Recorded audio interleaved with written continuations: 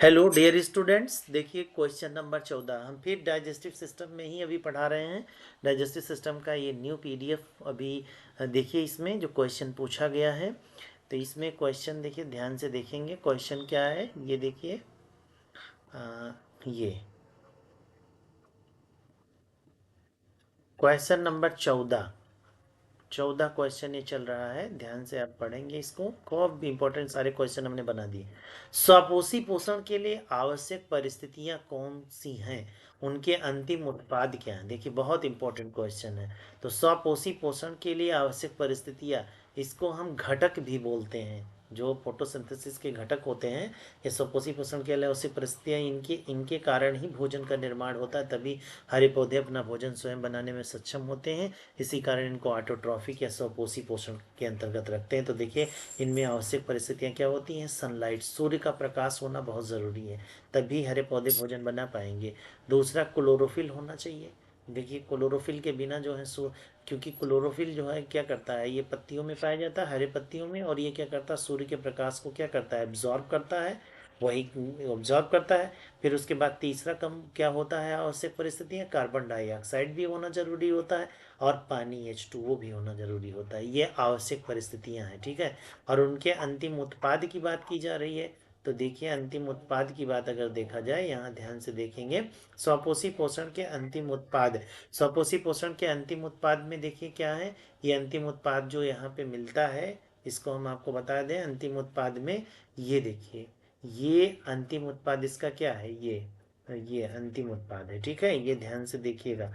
अंतिम उत्पाद आपका क्या है यहाँ पर। स्वपोषी पोषण का अंतिम होता है C6H12O6, ग्लूकोज है। ये ग्लूकोज क्या है, पौधों का मुख्य जो होता है, क्या होता है, पौधों के द्वारा मुख्य भोजन जो है, भोजन का निर्माण यही होता है। फिर क्वेश्चन नंबर 15 देखिए। क्वेश्चन नंबर 15 में क्या पूछा गया है वो आप देखिए। क्वेश्चन नंबर 15 में है कि विषम पोषी पोषण क्या है, इसका एक उदाहरण दीजिए। तो ये बड़ा इंपॉर्टेंट क्वेश्चन है। विषम पोषी हेट्रोट्रॉफिक न्यूट्रिशन, ठीक है। न्यूट्रिशन के दो पार्ट्स होते हैं, एक होता है ऑटोट्रॉपिक न्यूट्रिशन, एक होता है हेट्रोट्रॉपिक न्यूट्रिशन। कभी कभी इस तरीके से भी पूछ लेगा कि पोषण से आप क्या समझते, पोषण के प्रकार बताइए। तो पोषण के बारे में हमने आपको पढ़ाया है। और पोषण का प्रकार क्या होते हैं, दो प्रकार होते हैं। एक ऑटोट्रॉपिक न्यूट्रिशन, स्वपोषी पोषण हमने पढ़ाया है, और हेट्रोट्रॉपिक न्यूट्रिशन हम पढ़ाने जा रहे हैं।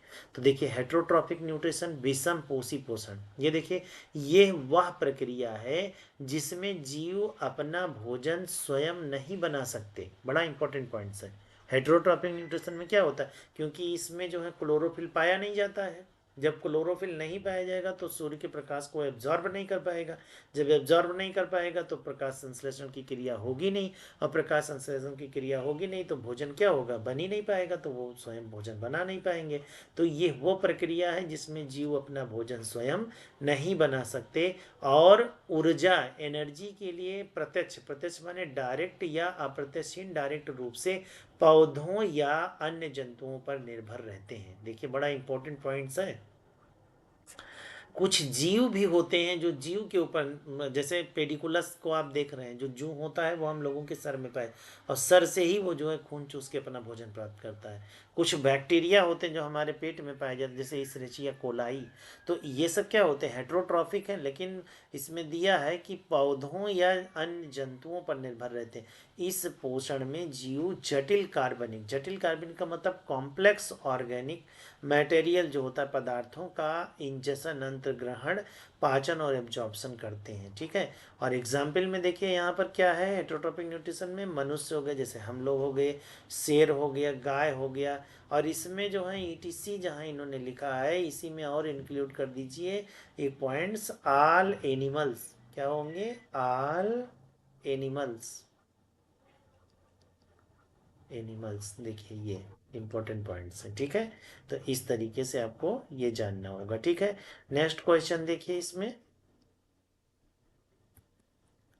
ये देखिए नेक्स्ट क्वेश्चन नंबर 16। देखिए बहुत इंपॉर्टेंट क्वेश्चन, जितने क्वेश्चन आपको दिए गए हैं अगर आप इतना पढ़ लिए तो आपको समझ लीजिए कि बोर्ड में सारे क्वेश्चंस आपके सॉल्व हो जाएंगे। ठीक है, क्वेश्चन नंबर 16 है बेटा, स्वपोषी पोषण और विषम पोषी पोषण में उपयुक्त उदाहरण सहित अंतर कीजिए। देखिए अंतर पूछ रहा है, डिफरेंस पूछ रहा है।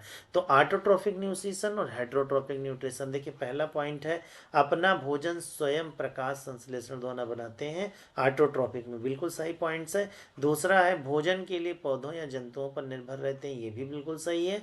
दूसरा पॉइंट ऑटोट्रोपिक में है, प्रकाश संश्लेषण फोटोसिंथेसिस के लिए क्लोरोफिल की आवश्यकता होती है। और हेटेरोट्रोपिक न्यूट्रिशन में क्लोरोफिल पाया नहीं जाता, इसलिए क्लोरोफिल की आवश्यकता नहीं होती है, क्योंकि ये अपना भोजन स्वयं नहीं बना पाते हैं। उसके बाद ऑटोट्रोपिक न्यूट्रिशन ये उत्पादक होते हैं, प्रोड्यूसर होते हैं। ठीक है, ऑटोट्रोपिक जो होते हैं वो प्रोड्यूसर होते हैं और हेटेरोट्रोपिक ये उपभोक्ता होते हैं। उदाहरण देखिए क्या है, ग्रीन प्लांट्स, एल्गी हो गया, सम बैक्टीरिया हो गया, और इसमें उदाहरण ह्यूमन हो गया, फंजाई हो गया, एंड ऑल एनिमल्स हो गए, सभी जो जानवर हैं, मतलब मनुष्य और फंजाई जो फफूंद होता है सभी है इसमें। देखिए ग्रीन प्लांट्स हरे पौधे हो गए, एल्गी हो गया। ठीक है, तो इस तरीके से इसको आप लिखेंगे। ठीक है बेटा, अब देखिए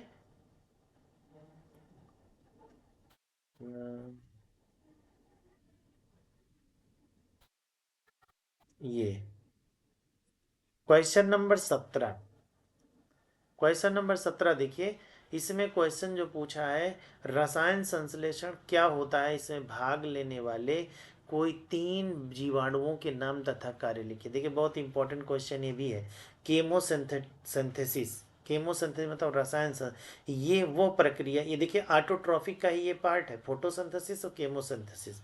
ठीक है, तो इसमें देखिए ये वो प्रक्रिया है जिसमें कुछ सूक्ष्म जीव, माइक्रो ऑर्गेनिज्म, सूर्य के प्रकाश के बिना अकार्बनिक पदार्थों जैसे हाइड्रोजन सल्फाइड, देखिए H2S, hydrogen sulphide gas, ammonia NH3 के ऑक्सीकरण से प्राप्त ऊर्जा का उपयोग करके अपना भोजन कार्बोहाइड्रेट बनाते हैं। ठीक है, मतलब इसमें प्रकाश क्या होता है कि सूर्य के प्रकाश के बिना ही जो है होता है, लेकिन इसमें जैसे क्या होता है, इनऑर्गेनिक मटेरियल हाइड्रोजन सल्फाइड और अमोनिया के ऑक्सीकरण से प्राप्त ऊर्जा का उपयोग करके, ऊर्जा इसमें प्राप्त होता करके अपना भोजन कार्बोहाइड्रेट बनाते हैं। ये प्रक्रिया मुख्य रूप से गहरे समुद्र या प्रकाश रहित वातावरण में होती है। ठीक है, और रसायन संश्लेषण में भाग लेने वाले 3 मुख्य बैक्टीरिया एवं उनके कार्य देखिए, इनके इनका इनका जो कार्य क्या है, पहला है क्या, नाइट्रोसोमोनास, बहुत इंपॉर्टेंट क्वेश्चन है नाइट्रोसोमोनास। यह अमोनिया NH3 को नाइट्राइट NO2, NO2 देखिए इसको थोड़ा सा ही कर लीजिएगा, यहाँ पे गलत लिखा हुआ है NO2, इसको बेटा जो लिखा जाता है इस तरीके से लिखेंगे, NO2 - 2, इस तरीके से लिखेंगे, में परिवर्तित करते हैं। दूसरा देखिए इसमें जो पॉइंट आप देख रहे हैं बड़ा इंपॉर्टेंट है, मिथाइनोजेंस। दूसरा क्या है, मिथाइनोजेंस। मिथाइनोजेंस में ये CO2 और H2 का उपयोग करके CH4 मेथेन बनाते हैं, ये भी फंक्शन है इसका इंपॉर्टेंट। फिर बेगियाटोवा, देखिए बेगियाटोवा ये भी बैक्टीरिया है, ये सल्फर ऑक्सीकरण बैक्टीरिया हैं जो हाइड्रोजन सल्फाइड को ऑक्सीकृत करके सल्फर और ऊर्जा प्राप्त करते हैं। ठीक है, तो इस तरीके से आपको ये पढ़ना है। ठीक है बेटा, ये बड़ा इंपॉर्टेंट था। बस इतना ही आज के वीडियो में, इतना, लेकिन इसको खूब 2-3 बार 4 बार आप पढ़ेंगे तो बहुत अच्छे से समझ में आ जाएगा। और कोई कन्फ्यूज़न होगी तो आप हमसे बात भी कर सकते हैं। ठीक है, थैंक यू।